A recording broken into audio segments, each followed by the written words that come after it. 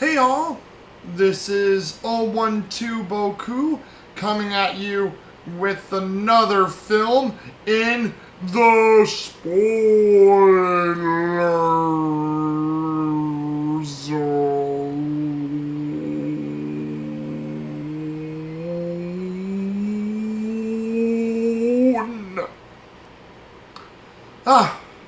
Another long one.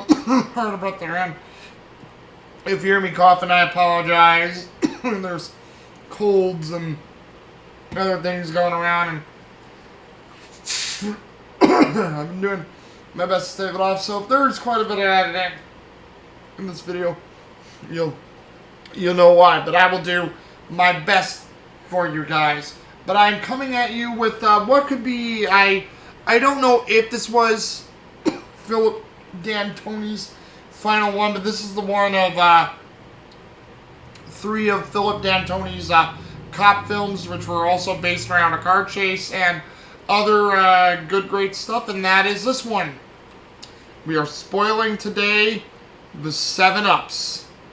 Oh yeah, I did not hear about this film till one of my friends had recommended it to me, had shown me some scenes from the 7 Ups, and believe it or not, this film is actually another pretty good movie. I wouldn't say that it is better than French Connection. French Connection, I think, is the king of the 3 movies. I would say this one is definitely better than Bullet because you understand the plot a lot better. And, I mean, you know, again, nothing wrong with Steve McQueen and Robert Vaughn, but I think Scheider and Tony Lo Bianco, the 2 main characters for this one, you know, do really well.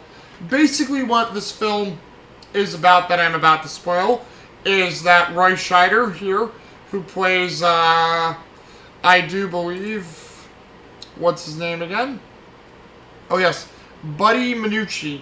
He plays Buddy Minucci, who is a hard-earned cop with his friends, with his friends Bo and Moon, who are his 2 partners, and what they do is that Bo and Moon and Buddy work together as the 7 Ups, and they use connections in New York to bring down mobsters at any point in time, any way they know can. Like, detectives don't really like them. Cops, you know, plain street cops don't really care for their methods because, you know, they do it by any means necessary because, as you guys know, through the 60s, through the 40s, well, pretty much through the first half of the 20th century, probably even, I'll even say, into the 90s, the mafia was no laughing matter in New York City. They were big, and there were always several families vying for stuff and things like that. You know, basically films like The Godfather and all that type of stuff, and all the other things, Donnie Darko and all those things we saw take place within New York. You know, whether they were fictional characters or based on real characters, the results that they show in those films and in the books and stories pretty much were how things played out. And these cops were not going to take it, so they played by a set of their own rules. How Buddy, Bo, and Moon got this information throughout the film, though, was always interesting, because Bo and Moon had trusted Buddy, their leader, to get information from a inside former mob source, who is basically Tony Lo Bianco, who plays Vito Lucia. And Vito Lucia is this guy who seems like he wanted to be, you know, straight-laced. He actually does seem to be really good friends with Buddy Minucci. There's a relationship there. The 2 joke around. You know, Buddy is a little hard on Vito, but Vito always seems to come through. And Buddy would also trust Vito with information, with him being his inside source. Like, he would give him, you know, lists, and, you know, Buddy would in turn give him information on the mobsters, and they would go and arrest people. All of this was well and good until, like, you know, and I guess I believe it was Buddy if I remember. I've only seen this film twice. So again, for a film that I've done my best to remember, that I have not seen religiously as much, and that I do remember, I believe Buddy was the one who paid Vito the information. And Vito, would always want more, but Buddy's like, hey, you get what you get, and you can get by. And I guess like Buddy, like what we learn about it, or not Buddy, what we learn about Vito is that he does have financial troubles, and I guess he does have a family that he is trying to protect from the mob as well. So Buddy gets desperate, and Buddy, who actually gets, Vito gets desperate, guys, not Buddy. Buddy doesn't get desperate. Vito gets desperate for more money, and what Vito does is Vito actually, I believe, gets a list from Buddy, and it's about a high-end mafia contacts on his list and where they're possibly going to be for the week and days or months. And what happens is Vito gives Buddy information, and they bust people, and the people who Buddy is about to bust sort of go missing before Buddy and the 7-Ups can get there, and that is because Vito is also using this list that he got by Buddy to basically stage kidnapping operations with 2 other people inside his ring to get high-end thousands, maybe even millions of dollars from the mafia gangs that he's kidnapping family members from and holding hostage for ransom. And, all this seems of Vito, for Vito is going good, but what happens is when Buddy and Bo and Moon are checking out a potential funeral home with some members of the mafia, I guess there's a son or somebody at this funeral of this old mobster who died, who Vito wanted to grab, and his 2 hoodlums are outside there trying to grab the son, and they think the son is driving this main mobster's car, and I think the main mobster's name is, I think that's who is played by, once again, I could be wrong about that, but I think that's who Larry Haynes plays, and that's Max Kalish.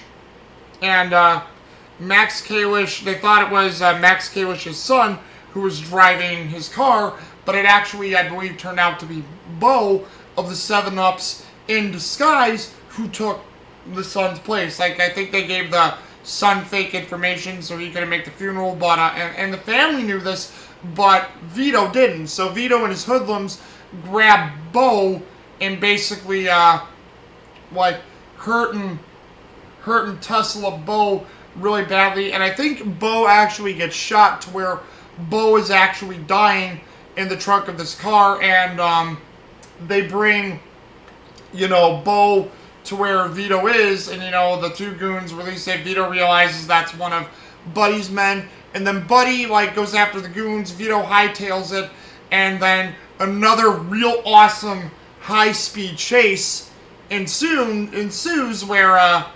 Vito's goons and Buddy have this high-speed chase throughout New York, which is actually a real good one. It's a great chase scene. I'm not going to say it's better than the French Connection.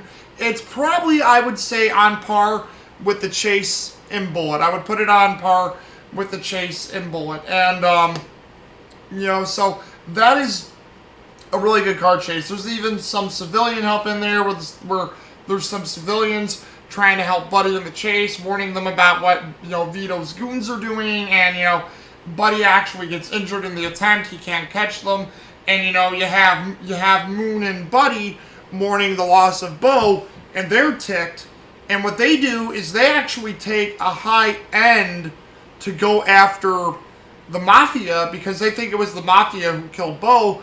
But after they check with several contacts and threaten several mob boss leaders, and I think one they do threaten is Max Kalish in his home.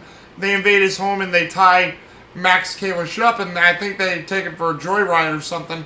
And they learn from Max Kalish saying, no, that wasn't how it was supposed to be. You know, my son wasn't there, and there was this and that, and, you know, I think they somehow coax out of Kalish, or they find out that the word around town was, it was Vito who was giving away this information, so Buddy, you know, and Moon have Vito set up a thing where, like, they're tricking Vito and his men that there's going to be some mafia guys at this old train yard. So Vito's goons come out of nowhere, and, you know, they're looking for the mafia guys, and then it's Moon and Buddy who basically stage a pretty damn good firefight at the end of the film, killing the two goons in the train yard, and, you know, ending that.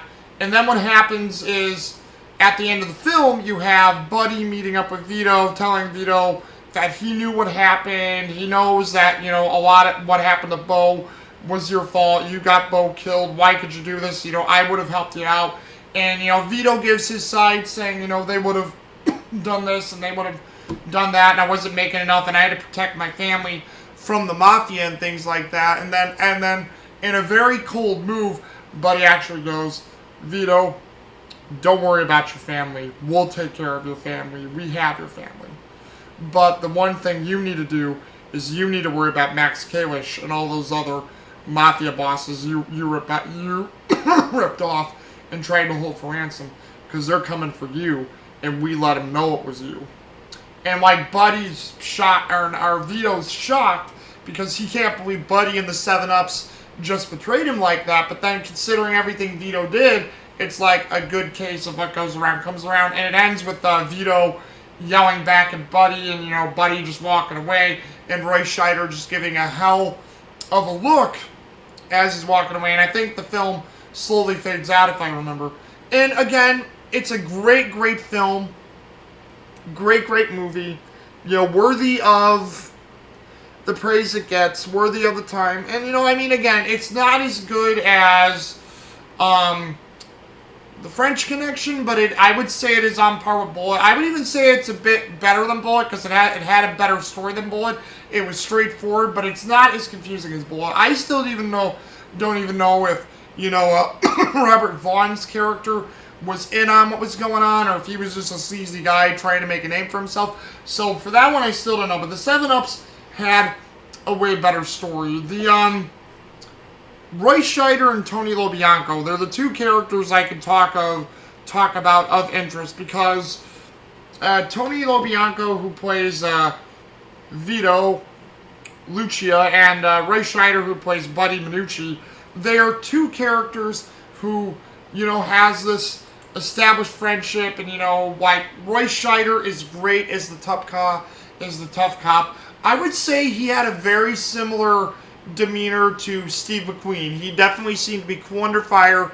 When you made him angry, he was angry. He was, you know, ready to fight, do what he needed to do, and, you know, like, he had the hard-edged cop down. Roy Scheider, this role of Buddy Minucci was great for him. You know, I mean, it fits well for this movie, what he did in Jaws, what he did in a lot of other movies, you know, Blue Thunder as well, and all those things where he was a cop and he had just had that great hard edginess to him.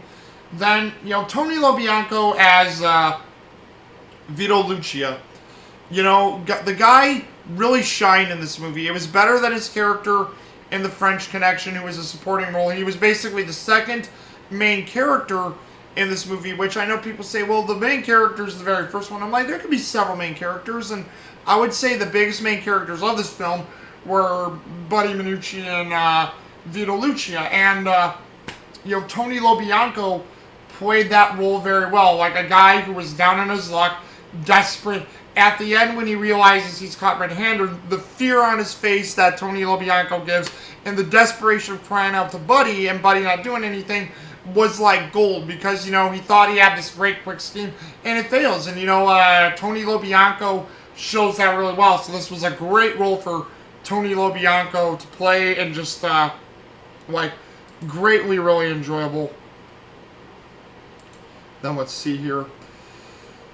And let's see what critics thought of this film as per RottenTomatoes.com. The tomato meter for critics is an 80%, which is awesome to see. And audience's score is not as high, but it got a great popcorn audience rating of 69%. And that to me is great. I'm glad that people know about this film and they appreciate it. That is just very awesome to see. And I will give you, there's no consensus that I can read up, but I'm only going to give you one positive review and one rotten review. I will start with the rotten review, and it's from July 1st, 2019, from Christopher Lloyd. From the picture, it's not that Christopher Lloyd, it's a different Christopher Lloyd. So, he says, and I quote from July 1st of 2019, producer Phillip D'Antoni failed to hit the trifecta with the 7-Ups, a lackluster follow-up to Bullet and The French Connection. I would disagree, because French Connection was a harder film to follow. French Connection was definitely a harder film to follow, and I think 7-Up holds up. Now, again, it's not as great as French Connection, but this still was a great film with great drama, story, detective work, action. It ticked all the boxes in my view. And for the positive review from August 30th of 2021, so very recent, from Matt Brunson of Film Frenzy, producer Phillip D'Antoni also oversaw Bullet and The French Connection, so it's no coincidence that all three films contain what are rightly considered three of the best car chases ever filmed. And you can agree with that, because all three of the car chases, from Bullet to French Connection to the 7-Ups, all three car chases were great, and probably the staples that hold this film together. And I will also state my final thoughts for you guys. The 7-Ups, I give it a, I wouldn't give it a 10 out of 10 as The French Connection. I think I would give that make it close. I would say a 9 out of 10. Great story, great characters. I love the on-location atmosphere they saw. You know, the relationship between Roy Scheider and Tony Lo Bianco really shined through in this one. The action moments were good. The final shootout at the end was good. The car chase in this film is phenomenal, nerve-wracking and biting. And like I said, I love how in this one civilians were actually getting involved to help Buddy Minucci stop the villains, or warn Buddy Minucci that the villains were going to do something, particularly with the bus driver who honks at Buddy when they're about to bring out a shotgun and they're hiding behind the bus to keep hidden. I mean, you know, so I mean, it has all the things in the right places that you would want. I mean, so if you love cop films that can give you true cop drama and detective work for what they actually did on the streets, you would like this film too. The 7-Ups is a great, wonderful film, you know, worthy of the time. And, you know, I don't think it's that long. It's, let's see here. Let me find it for you guys. What the heck? Where's the minutes here? Oh, yeah, it's 103 minutes, so an hour and 43 minutes. Not too long, but long enough to tell a great story. And, it's a very good one. You know, I mean, again, not as good as The French Connection, but it is worthy to be in this cop action drama series that does exist. And I'm glad that it is there, and I'm glad that it is great films for you guys. And, you know, overall, have any of you guys seen the 7-Ups? I mean, what do you think? You hear my rating at the end here? 9 out of 10. What do you guys think? Just leave a comment down below. Just let me know what you think, and just get back to me on it, and maybe we can talk about it some more. But until then, this is 012Boku coming at you from the spoiler zone, and I will see you guys another time. Deuces.